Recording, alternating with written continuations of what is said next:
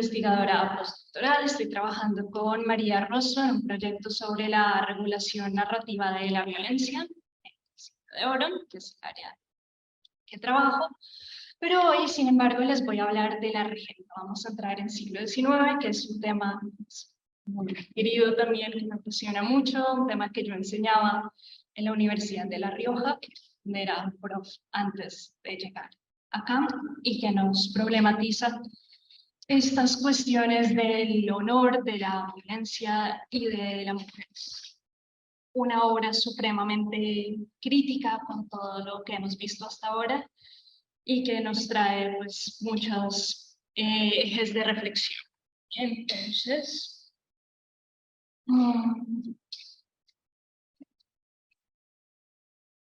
bueno, La Regenta es una obra que pues, es escrita publicada, un tomo sale en 1884 y otro tomo sale en 1885. Es una obra muy extensa, digamos, y esto en donde nos sitúa. Nos sitúa en la segunda mitad del siglo XIX, nos sitúa pues, en el realismo, naturalismo, digamos naturalismo.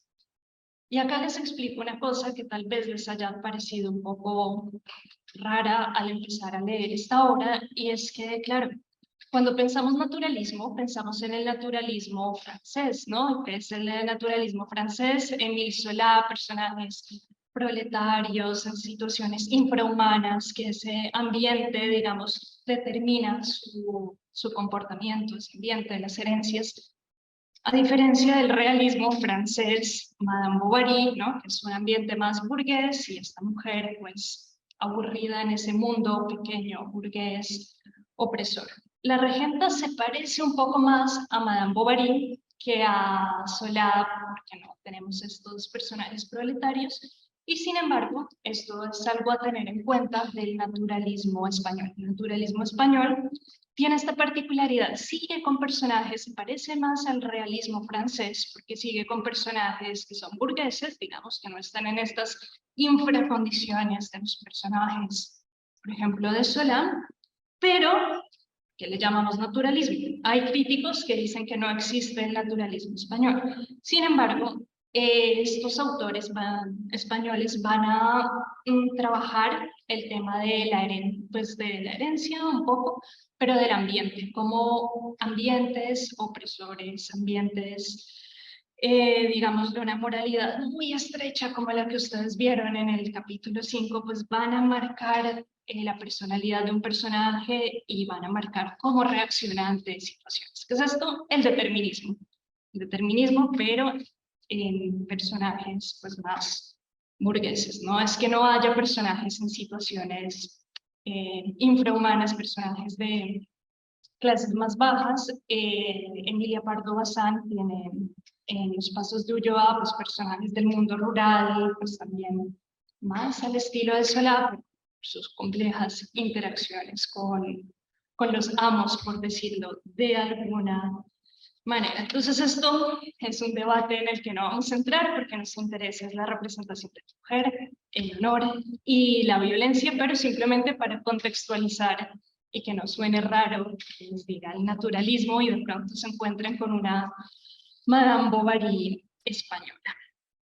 Bien, ¿qué tenemos en La Regenta? En La Regenta tenemos el medio que moldea a Ana de Osores. Y acá les comparto pantalla, porque acá quiero empezar a que veamos.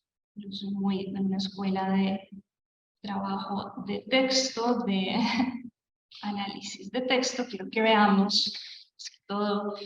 Texto es un medio que, ¿cuál es? Bueno, también se explora el medio de la interpretación, bueno, estos medios más materiales, pero ¿cuál es en esencia el medio que va a afectar a nuestra protagonista? Es el medio donde está toda esa moral que hemos visto del honor, de la vergüenza, de la culpa con la que van a los personajes a constreñir y a maltratar a Ana desde que es chiquita, la protagonista.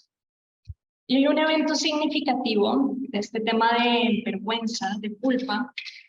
Aquí lo tenemos en el capítulo 5, que es ¿quién es Ana de Osores? Bueno, es una niña, hija de un padre liberal. Ya este padre es visto como la oveja negra de la familia, porque tiene unas ideas revolucionarias para una sociedad de mentalidad muy estrecha, y de una modista italiana. Más escándalo para la familia, más oprobio para la familia, porque es una modista, una mujer que cose, no está, digamos, a la altura de esta familia noble. Entonces tenemos este conflicto del que surge ella. La madre muere, es una niña que crece huérfana en manos de una aya maltratadora y con muchas carencias que van a marcar su destino. Hay un episodio fundamental para ver cómo esta sociedad va marcando a este personaje, cómo se ve este determinismo de un medio social, que es, ella quiere escapar, es una niña muy pequeña, una niña de 10 años, quiere escapar, tiene un amiguito que se llama Germán, y con Germán sueñan con irse a juegos de niños, pero se quedan dormidos una noche, están jugando, sí, nos vamos, se quedan dormidos. ¿Y cuál es la reacción que tiene la sociedad ante ella? Bueno, la tenemos en esta cita. Todo lo tomé de la página de Cervantes Virtuales, o sea, acá para ubicarlas más fácilmente. De haber podido romper la cuerda, se van a un barco que está atado a una canoa que está atada con una cuerda. De haber podido romper la cuerda que sujetaba la lancha, se hubieran ido a tierra del moro, porque Germán sabía el camino por el mar. Ella hubiera buscado a su papá y él hubiera matado a muchos moros, pero la cuerda era muy fuerte. No pudieron romperla y se acostaron para contarse cuentos de dormir. Lo mismo había referido Germán al barquero, pero no se creyó la historia. ¡Qué escándalo! Doña Camila, que es Celaya, cogió a Anita por la garganta y por poco la ahoga. Después dijo un refrán desvergonzado en el que se insultaba a su madre y a ella. Se comprendió mucho más tarde, porque entonces no entendía aquellas palabras. Doña Camila culpaba al hombre que le daba besos de las picardías de la niña. Tú le has abierto los ojos con tus imprudencias. Anita no entendía y el hombre, el señor del Haya, reía a carcajadas. Desde aquel día el hombre la miraba con llamaradas en los ojos y se sonreía, y en cuanto salía de la habitación el Haya le pedía besos a ella, pero nunca quiso dárselos. Vino el cura y se encerró con Ana en la alcoba de la niña y le preguntó unas cosas que ella no sabía qué eran. Más adelante, meditando mucho, acabó por entender algo de aquello. Se la quiso convencer de que había cometido un gran pecado. La llevaron a la iglesia de la aldea y le hicieron confesarse. No supo contestar al cura y este declaró al aya que no servía a la niña para el caso todavía, porque por ignorancia o malicia ocultaba sus pecadillos. Los chicos de la calle la miraban como el hombre que besaba a doña Camila. La cogían por un brazo y querían llevársela no sabía dónde. No volvió a salir sin el aya. A Germán no había vuelto a verle. Escrito a tu papá diciéndole lo que tú eres. En cuanto cumplas los 11 años, irás a un colegio de recoletos. Esta amenaza de doña Camila no pasó de amenaza, pero Ana no sentía salir de Loreto, ir donde quiera. Desde entonces la trataron como un animal precoz, sin enterarse bien de lo que oía. Había entendido que le achacaban culpas de su madre, los pecados que atribuían a ella. Al llegar a este punto de sus recuerdos, la regenta sintió que se sofocaba. Sus mejillas ardían. Es una escena terrible, si ven, es un juego de niños que está asociada con una moral hipercontroladora del comportamiento sexual de la mujer, que no es ni siquiera una mujer acá, es una niña, es un ser de 10 añitos, está ahí ya viendo qué hay ahí, hay sexo antes de una unión matrimonial, que es absurdo, acá es muy radical. ¿Y qué pasa cuando esa mujer, esa niña, se sale de esas normas que la sociedad dice que son infranqueables? Pues vas a ser un objeto, y esto nos recuerda a la charla de Mercedes Alcalá, de uso común, ¿no? Ella dice, ah, cayó, esta niña es como precoz, esta niña tiene un comportamiento inadecuado, ¿qué pasa? El amante de Aya empieza a mirarla con lascivia, los muchachos del pueblo empiezan a acosarla sexualmente, y es una niña pequeña que sin embargo ha interiorizado ya la culpa, ya no entiende qué pasó, pero entiende que hizo algo malo, algo que le va a causar vergüenza toda la vida y que va incluso a marcar su desarrollo físico, se va a retrasar por esta experiencia traumática. Entonces es muy interesante en la era del 19, como era de estas ideas de determinismo, pues pasa a explorar el determinismo también de un ambiente social muy coercitivo que va a marcar el carácter de los personajes. En la niña, ya no en la mujer formada y consciente de su cuerpo, de su sexualidad, no, en la niña ya se empieza a inculcar la vergüenza y la culpa, que son sentimientos que van a marcar a este personaje terriblemente, ¿no? Son dos elementos del modelo patriarcal, ¿no? La mujer que tiene que sentir vergüenza y o culpa, pues desde muy pequeñas. Esto se suma pues la carencia de afecto, que no tiene una madre, que tiene una haya maltratadora, y acá tenemos a este personaje. Otro punto interesante para ir sumando elementos y llegar al tema del honor que denuncia Leopoldo Clarín, que es el apodo que él se pone, el seudónimo, es el tema del matrimonio concertado, el matrimonio arreglado.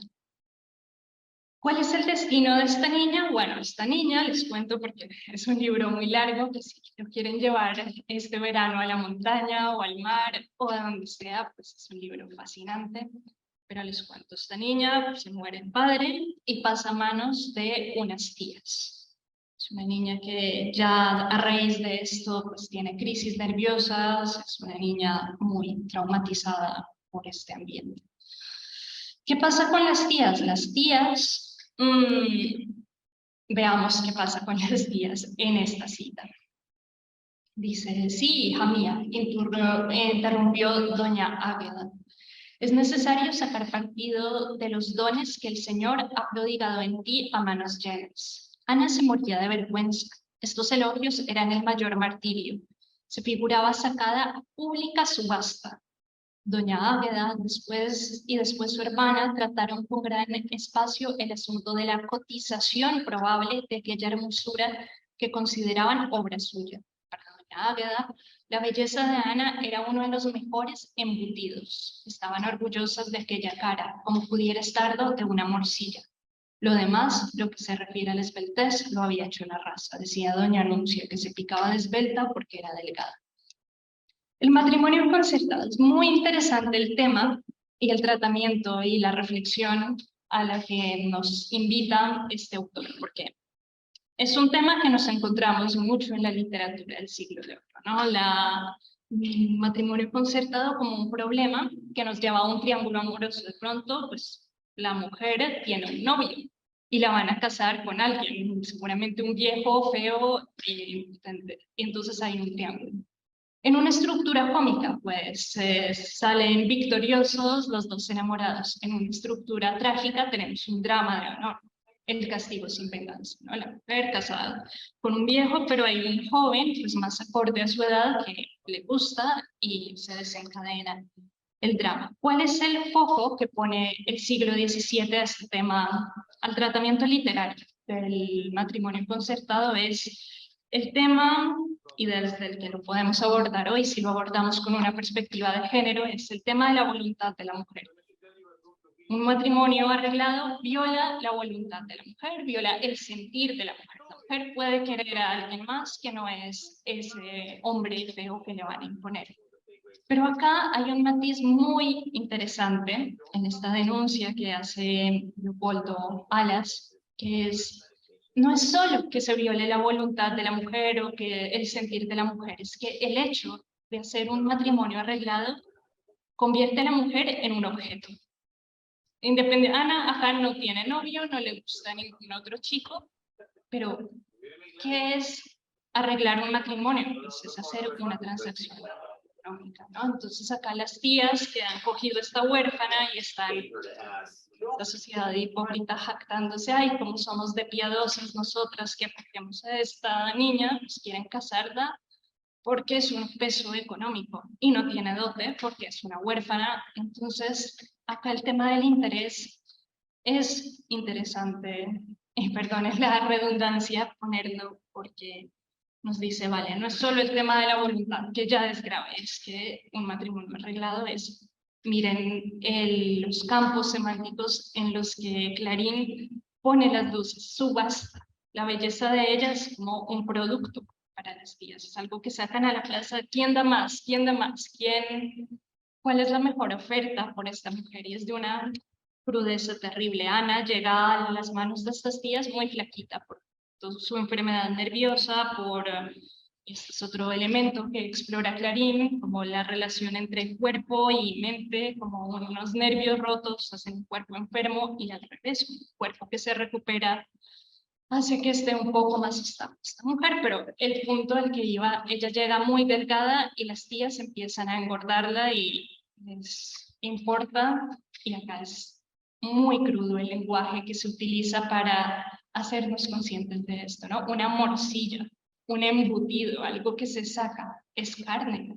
Miren que acá es carne no solo desde una perspectiva masculina, del deseo masculino, sino también desde una perspectiva que es la de las tías. Y estos personajes femeninos siniestros son muy interesantes para pensar esos modelos de mujer que son los defensores, los abanderados del patriarcado. Es decir, no por ser mujer se es feminista, es algo que sabemos completamente. Acá Leopoldo Alas pues, muestra mujeres, nuestras tías, que se vuelven las portavoces, las abanderadas de este patriarcado, ¿no? Que ellas mismas objetivizan al cuerpo de la sobrina, lo ven como un trozo de carne para la subasta, y es muy interesante pues ver esos matices, ¿no? Para no simplificar como hombres defensores del patriarcado, mujeres, digamos, los que buscamos una reivindicación, no necesariamente es así, ¿no? El patriarcado es una estructura social, política, económica, que va más allá del individuo y que independientemente del género, pues alguien puede ser defensor o detractor de ese patriarcado. Acá Clarín pone las luces en este aspecto que me parece algo interesante, sobre todo si lo contrastamos con los matrimonios arreglados por padres casi siempre de siglos de obra. Otro punto interesante, Ana, entonces es un ser que se marca por maltrato psicológico y por carencias de afecto.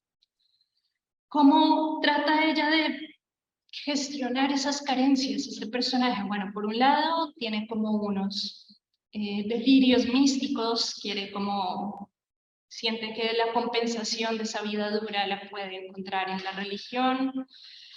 Clarín pues no es un defensor de esta vía, muestra esta vocación religiosa como parte de estos nervios rotos del personaje, pero también ella busca la literatura, dice, bueno, yo puedo escribir todo este dolor, volverlo literatura. ¿Y qué hace esta sociedad? Pues también corta estas alas. Bueno, Ana le dice, vale, te vamos a casar y ya está, y te vamos a casar en estos términos que son interesantes para analizar el tema de los matrimonios arreglados. Ella quería emanciparse, es decir, económicamente, ¿no? Pero ¿cómo? Ella no podía ganarse la vida trabajando. Antes la hubieran asesinado las Usores. No había manera decorosa de salir de allí, al no ser el matrimonio o el convento. El convento, ya dijimos, le llama un poco la atención.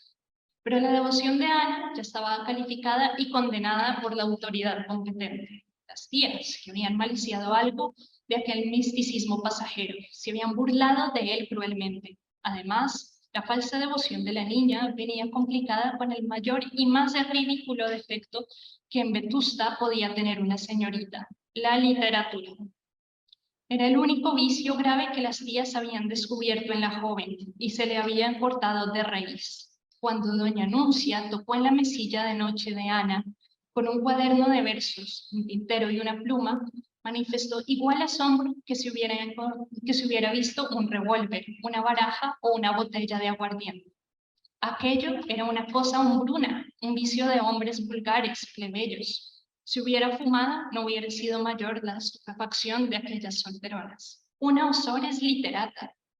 Por lo demás, los versos de ella, terrible, una mujer que escriba esta sociedad estrecha, corta esas alas, no, eso es como de hombres, eso no es digno de una señorita. ¿Quién se casa con una mujer que escribe, que nos muestra este prejuicio que aún en el siglo XIX sigue presente, ¿no? Lo hemos visto con todos los poemas, con el poema satírico contra doña Marita de Sayas, que dicen, es una mujer, escribe, es una mujer hombruna, es fea. Pues en el siglo XIX siguen esto, claro.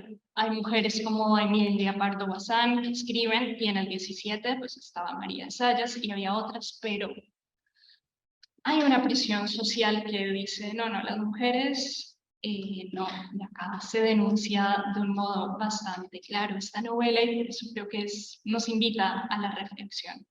¿Qué dicen las personas que conforman esta sociedad de Vetusta, que es Oviedo, la ciudad asturiana de Oviedo? Bueno, esto se comenta como un escándalo, uy, escribe, terrible, y empiezan las tías les muestran la gente escribió estos versos. ¿Qué dicen? Por lo demás, los versos no son malos, pero más vale que no los escriba. No he conocido ninguna literata que fuese mujer de bien. No me gustan, aunque demuestran gran habilidad de Anita. Además, las mujeres deben ocuparse en más dulces tareas. Las musas no escriben, inspiran. Mucho material para comentar acá en estas frases, ¿no? Nos dicen los mismos que la reprueban, tiene talento, es bueno escribiendo, es una mujer que hubiera podido ser, pero es una mujer, eso es como algo muy de hombres y cortan esas alas. Hay una frase que me llama la atención y que, bueno, ya después discutiremos más en modalidad de seminario, que es, las musas no escriben, perdón, inspiran. Pensemos la idea de musa. Claro, puede ser una idea engañosa decir, bueno, la musa es algo muy positivo, ¿no? Es algo que ciertamente no es una visión misógina de la mujer fea, horrible, o sea, de la poesía satírica de género. Es algo positivo, claro. Pero ¿qué implica la musa? Implica un rol de mujer pasiva. ¿Qué hace ella? Inspira. La musa como la mujer como fuente de inspiración, pues se le está privando de esa posibilidad de ser sujeto de creación, ¿no? Simplemente, y acá Clarín es muy agudo con sus críticas a estas estructuras patriarcales y de hecho es una figura que fue muy antipática en el franquismo, lo odiaron su tumba y todos los monumentos pues, se vandalizaron porque claramente son ideas que no están muy de acuerdo con estos valores, digamos, tan rancios, tan conservadores, tan tradicionales. ¿Qué pasa con estas presiones sociales? Lo he subrayado en negrita. Ella misma se creyó en ridículo y engañada por la vanidad. Todo un coro de una sociedad que le dice, no, la mujer es para estar ahí, quieta, bonita, para conseguir un marido. Y ella termina interiorizando, así como la niña de 10 años interiorizaba, no sé qué pasó, pero hay algo que me hace culpable, hay algo, va interiorizando como todo lo que la sociedad le va marcando. Y esto es muy interesante para pensar la profundidad de, bueno, de los modelos de mujer, no solo como representación literaria, ¿no? Sino como invitación a pensarnos. Es que hay modelos que nos han sido implantados desde muy pequeños y eso pues va moldeando al personaje y a la persona si lo ponemos ahí. Este determinismo, si se quiere, este naturalismo de Clarín social, pues nos muestra todas estas cosas que no somos conscientes y vamos absorbiendo acá, que el personaje de Ana es consciente, pero va absorbiendo y se va creyendo. Ella misma renuncia en absoluto a la pluma, se juró no ser la literata, aquel híbrido abominable de que se hablaba en Vetusta como de los monstruos asquerosos y horribles. Bien, tenemos acá todo este material terrible que nos habla de la mujer a la que se le inculca la vergüenza, la culpa y que se le inculca el creer de sí misma lo que la sociedad le dice tú eres, tú no eres. ¿Y por qué? Porque sea un personaje débil, un personaje pasivo, no, porque es un personaje que nos muestra Clarín desde la infancia y como alguien que la sociedad lo va rompiendo, lo va quebrando desde muy pequeño. Entonces no podemos decir, no, es que nos presenta una imagen de mujer muy débil, muy influenciable, muy tonta. Nos muestra un proceso. Aclaro, la novela no empieza con Ana Pequeña, todo este tema de Ana Pequeña surge como recuerdos.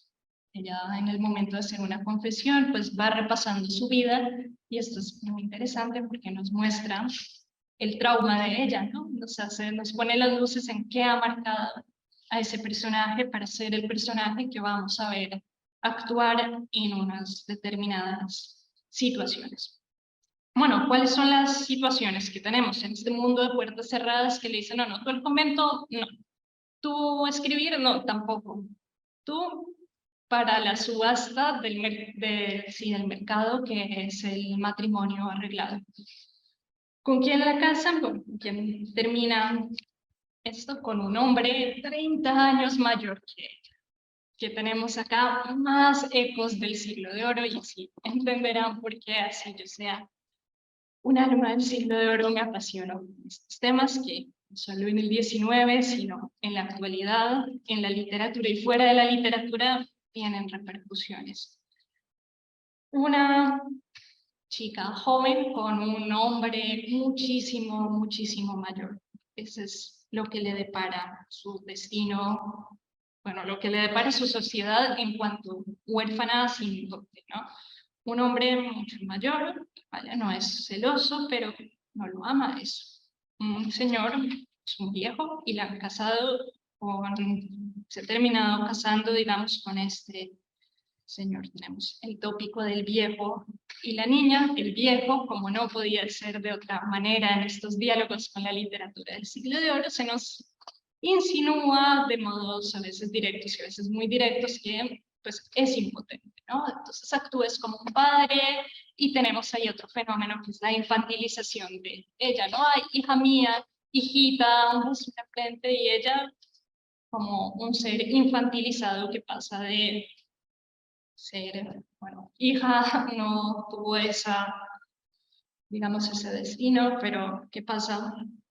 A ser como el menor de edad en manos de las tías, a ser el menor de edad en manos, pues, del marido, ¿no? Que ni duermen juntos, ni nada, es el viejo y la niña. ¿Qué más nos dice esta novela? ¿Cuáles son los polos para sintetizar todas estas 1000 páginas que tiene Clarín? Ana en esta situación está presa entre dos polos de atracción, por llamarlos de alguna manera, que van a tener un desarrollo muy diferente a los que habían tenido en la literatura anterior y que, bueno, nos traen más ejes de reflexión. Uno es el seductor de Vetusta, mujer joven, casada con viejo, un poco ridículo e impotente, necesariamente tiene que entrar en esta fórmula el seductor. Hay un seductor que se llama Don Álvaro. Don Álvaro es un hombre muy guapo, es el que seduce a todas las mujeres. Y acá, en el mito de Don Juan, para él, la mujer es un trofeo. Esta mujer es bonita, esta mujer dicen que es difícil, la quiero sumar a mi lista de trofeos. Este hombre se obsesiona con ella y surge otro modo de mirar a la mujer como objeto. Miren que hay muchas miradas, muchos modos de convertir a la mujer como objeto, desde la mirada de las tías, desde la mirada del seductor, pero son desde la mirada de esta sociedad que quiere que sea un objeto que inspire y que no sea un sujeto, por ejemplo, de trabajo, de creación literaria, de nada. Este seductor pues la manipula, sabemos que es un personaje con muchas carencias, le dice lo que ella quiere oír, se hace pasar por lo que ella no ha tenido en la vida y se convierte sin duda en un polo de atracción. Y sin embargo es un polo de atracción al que ella no se rinde de buenas a primeras. Pasan 1000 páginas, se rinde puro al final de la obra. Y ella lucha, y ella dice, vale, no amo a don Víctor es como un viejo, es como un papá, pero no quiero hacerle esto, no está bien. Y ella trata de huir de eso con todas sus fuerzas, y el otro polo que surge acá es el magistral. El magistral es su confesor.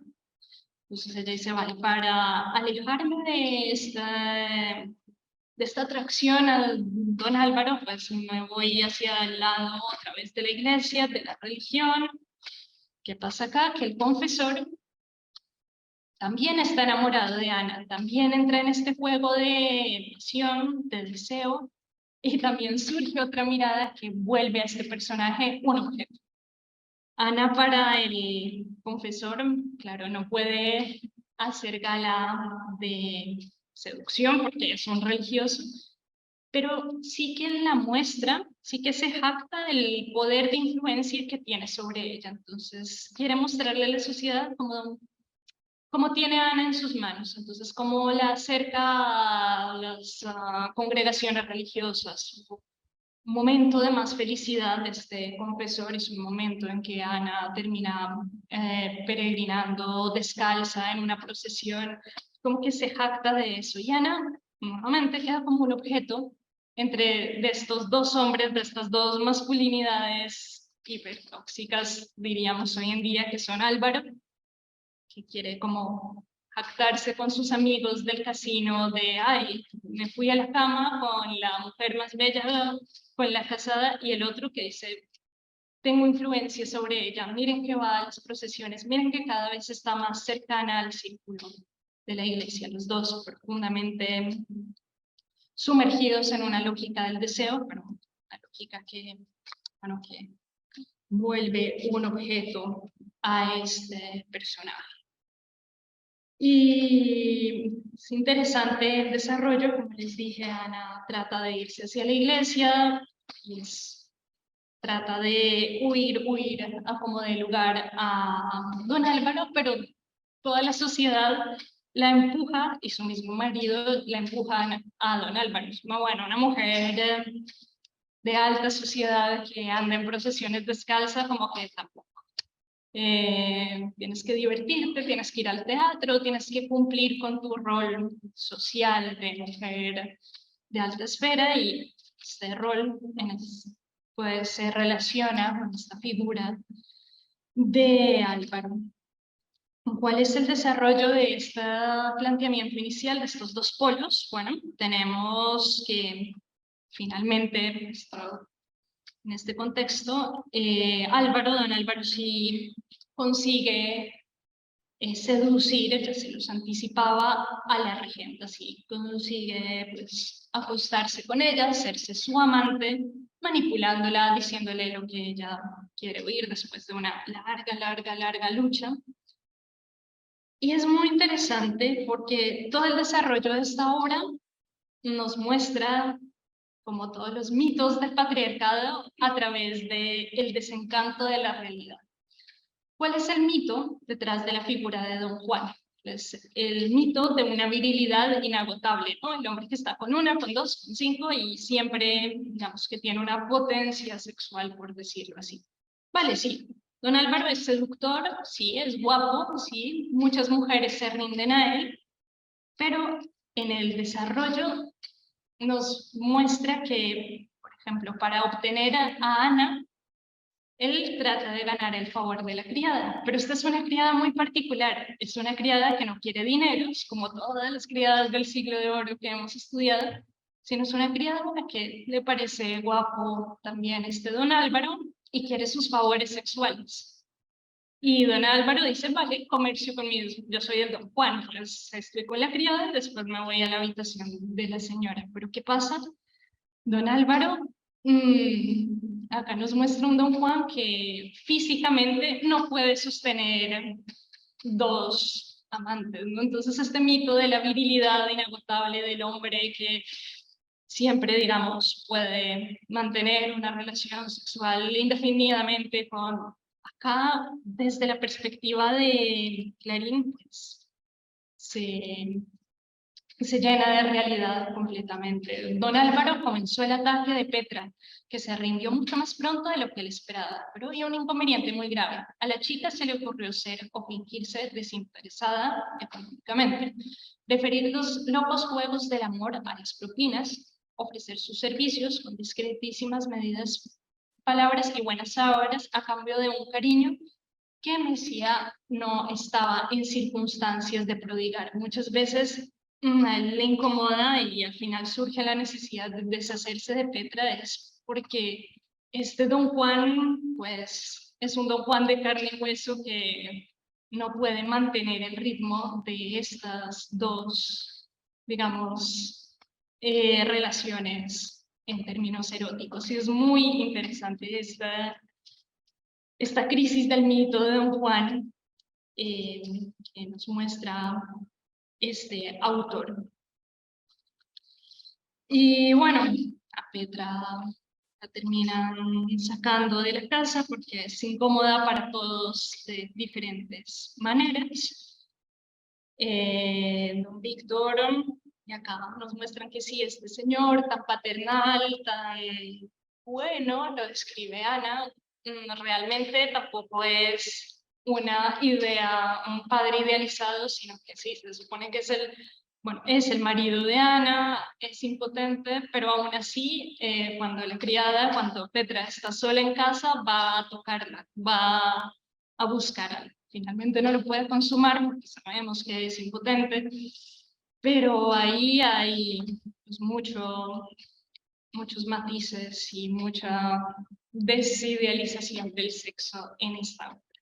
Mucho sexo y mucha desidealización del sexo. Bueno, ahí está, es Petra, la terminan despidiendo y Petra, para vengarse, pues lo que hace es que ya sabe a qué hora se encuentra don Álvaro con la regenta, don Víctor, el marido, don Víctor Quintanar, le gusta salir a cazar temprano y ella, antes de marcharse, le adelanta el reloj. ¿Para qué? Para que se despierte a la hora que sale del balcón de la regenta el amante y descubra así pues, todo lo que hay allí en su propia casa.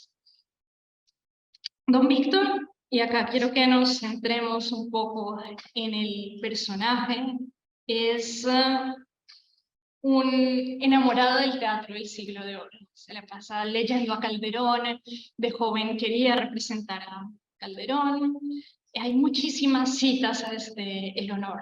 Le encanta el tema del honor y recita estos versos y dice, wow, si mi mujer me fuera infiel, yo lavaba el honor.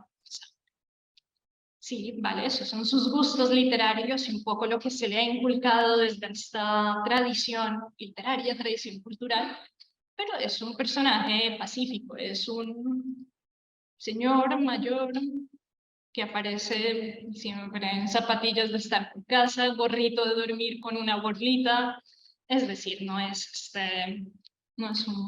a ser un paradigma de marido vengador sanguinario, aunque él sí se entiende así y entiende su deber ser como si, incluso cuando no sospecha nada y ve a Ana totalmente infantilizada, dice, va, si yo estuviera en esta situación, los mataba y esto, pero no voy a estar nunca porque Ana no es así, porque es Anita y no va a pasar, ¿no?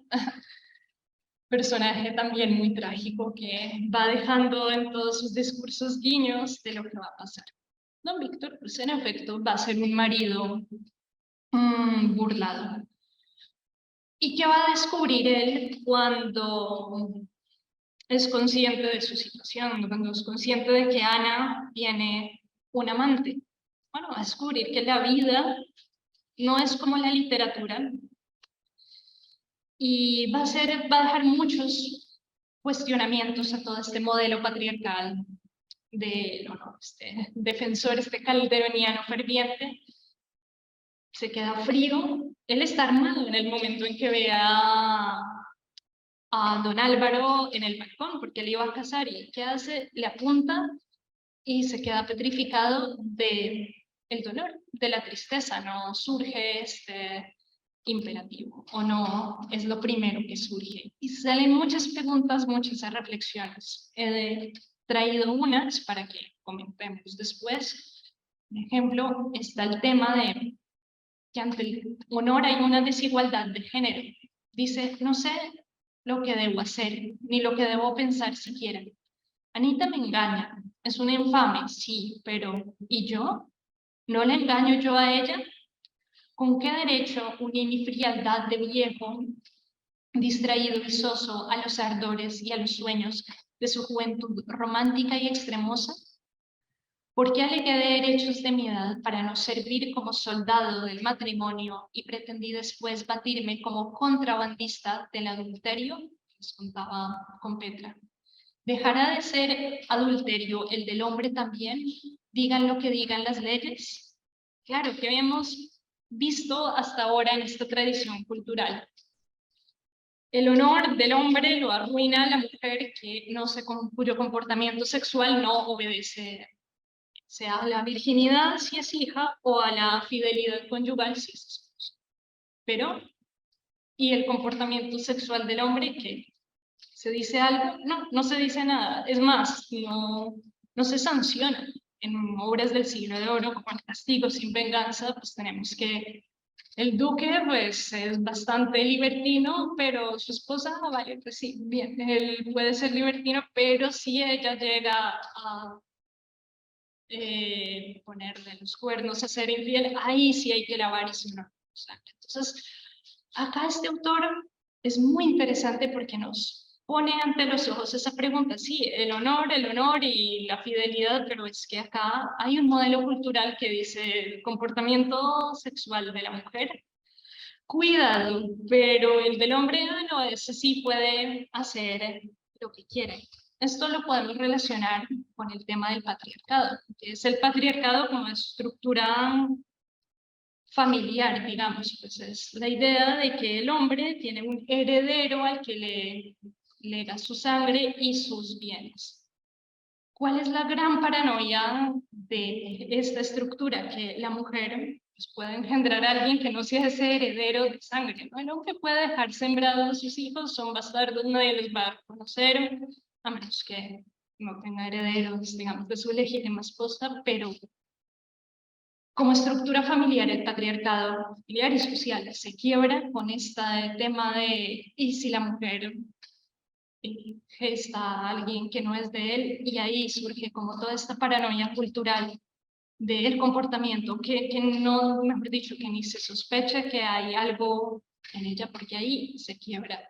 Y este personaje lo pone de presente. Si yo, vale, no consumí nada con Petra porque ya sabemos el problema de este personaje, pero es que tampoco fue fiel a estar persiguiendo y pellizcando a la criada por casa. Después de haberle dicho a ella, no, mira, yo soy muy mayor, pero irse a perseguir a la criada, pues...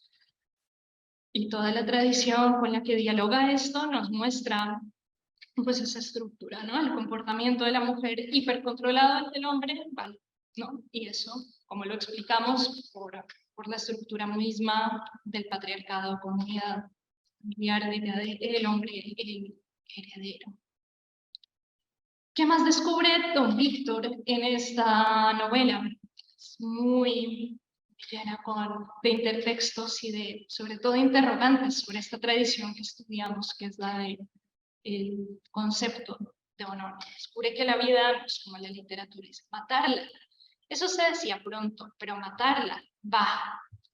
Los cómicos matan enseguida, los poetas también, porque no matan de veras. Porque una persona honrada, un cristiano, no mata así, de repente, sin morirse él de dolor, a las personas a quien vive unido con todos los lazos del cariño, de la costumbre.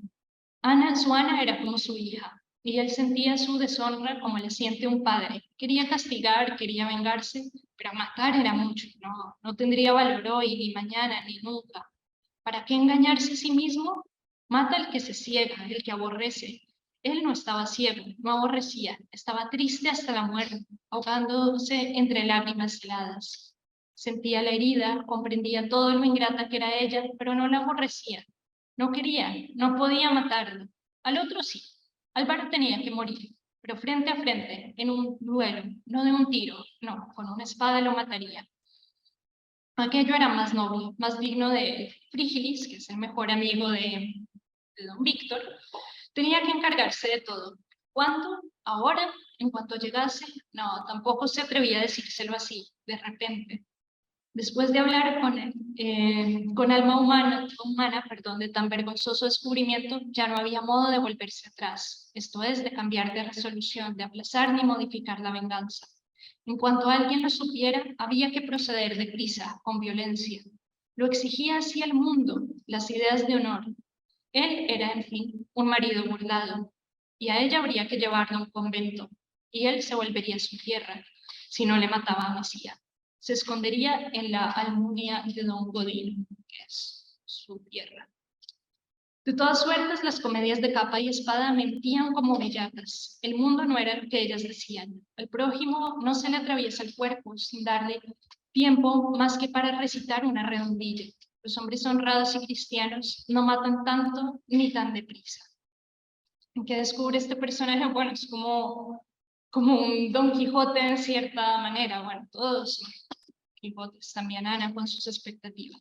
Creen unos modelos literarios, creen esto, pero llega a la realidad y ve que es difícil acomodarla a estos modelos literarios que tiene en mente, ¿no? Entonces, sí, en la literatura se mata a ritmo épico, pero alguien que ama y descubre una infidelidad que hace el arranque épico, tal vez puede sentir tristeza, ¿no? Y acá la construcción de este personaje es interesante porque nos muestra una representación de una masculinidad que no es la masculinidad de los celos, el dolor, matar, comer del muerto, sino la posibilidad que en la tradición cultural se le ha negado a los hombres de llorar. Al final, ¿qué hace? Se pone a llorar en el hombro de su amigo, de sentir tristeza, de renunciar a la violencia y asumir sus propios sentimientos, asumir, bueno, al final está obligado a esta salida, pero reconocer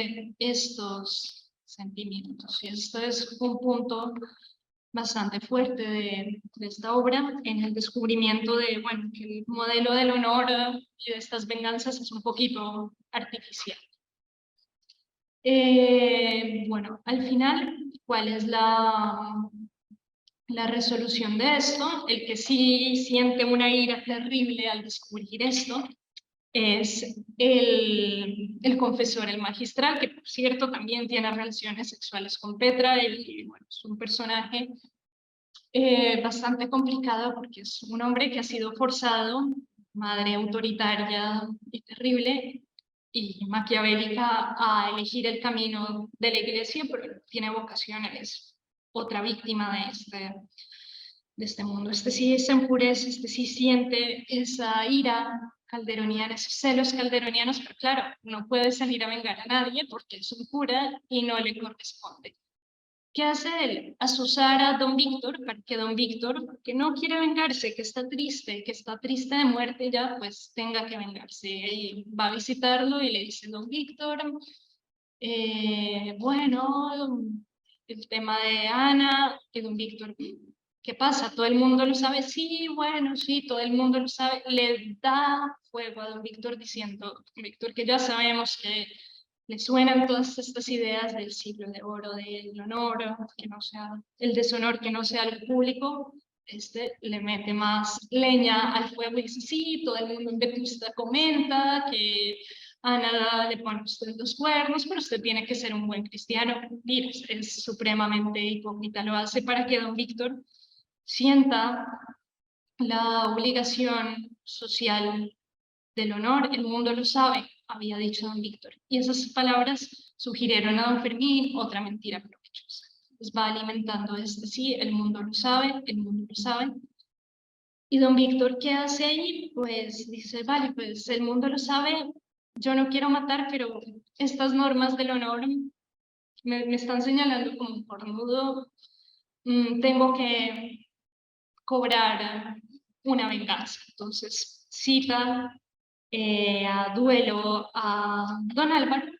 ¿Y cuál es la resolución? Bueno, una resolución antiheroica. Don Álvaro es el que le da un tiro a don Víctor, este marido calderoniano que se imaginaba vengando, pues no, le da un tiro en la vejiga, además demora mucho en morir, es una cosa un poco, los que hayan leído Madame Bovary, como la muerte de Bovary, muy prosaica, ¿no? Se muere del modo menos épico, menos, bueno, menos épico ya es que se muera desde los parámetros que hemos estudiado, que se muera pues, el marido vengador, ¿no? Acá es como el revés de todos estos ideales que ha ido forjando esta tradición literaria.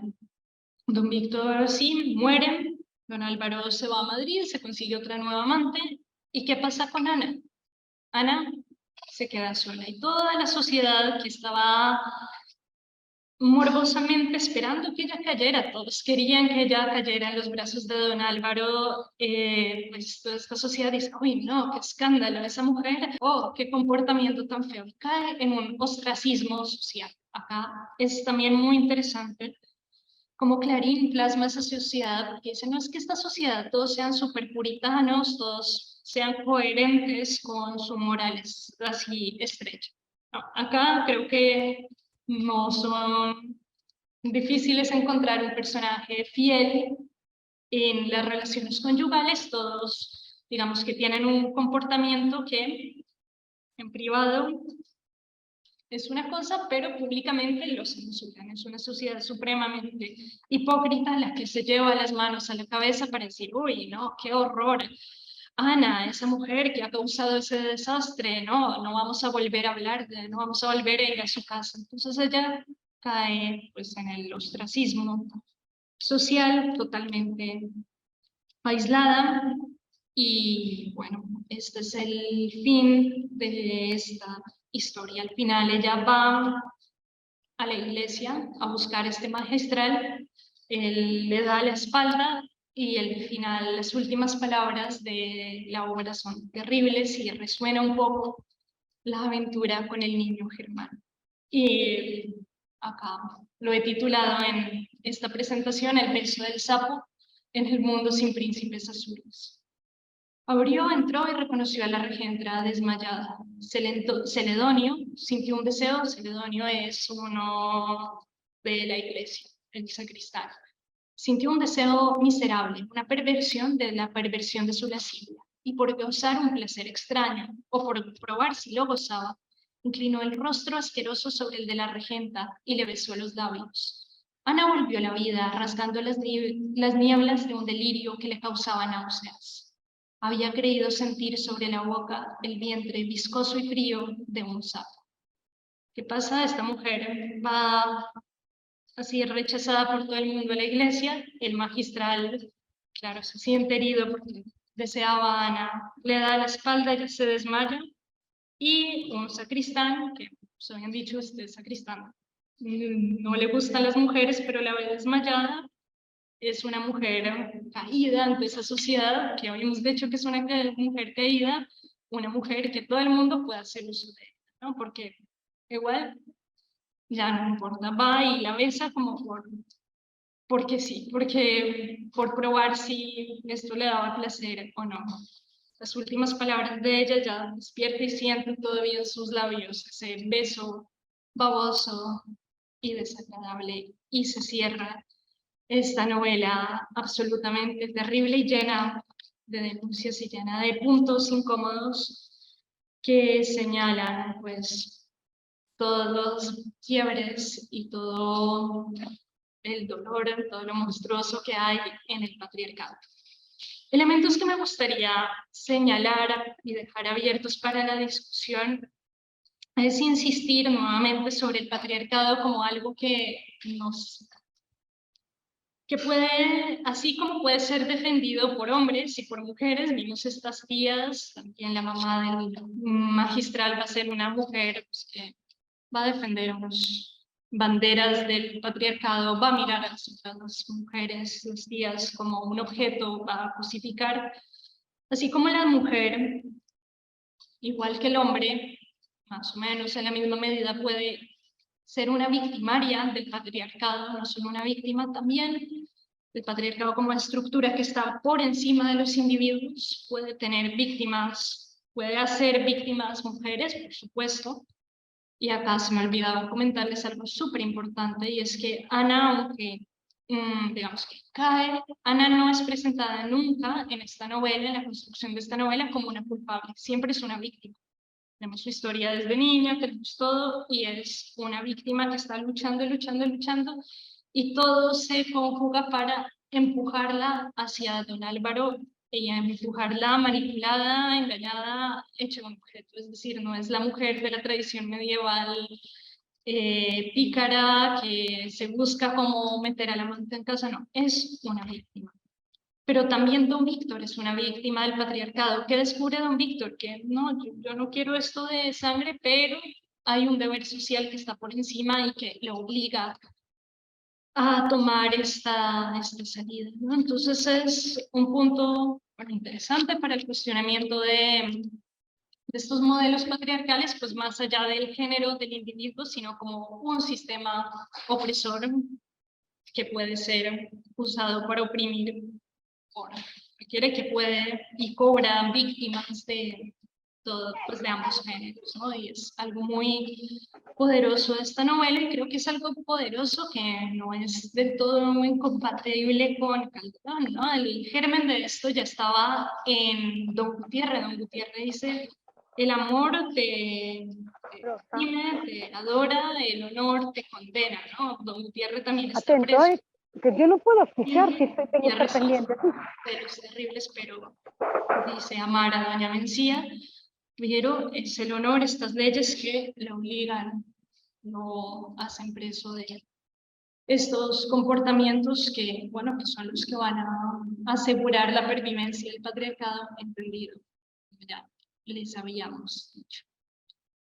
Y bueno, sin más, esta sería como mi presentación de la regenta, mis reflexiones a partir de esta obra, reflexiones que quiero dejar. Entonces, sin más, nos despedimos aquí del público del Cervantes, y hoy me quedo muy feliz de la vida en modalidad presencial con los estudiantes, hablando con ellos, conociéndolos un poco ahora que tenemos aula y tenemos este espacio para poder por fin discutir en un contexto más normal. Entonces, hasta la próxima, que también será en presencial, pero no tenemos inconveniente con abrir nuestra aula para el público de el Cervantes y para todos los que quieran sumarse aquí. Muchas gracias, Ana. Muchas gracias.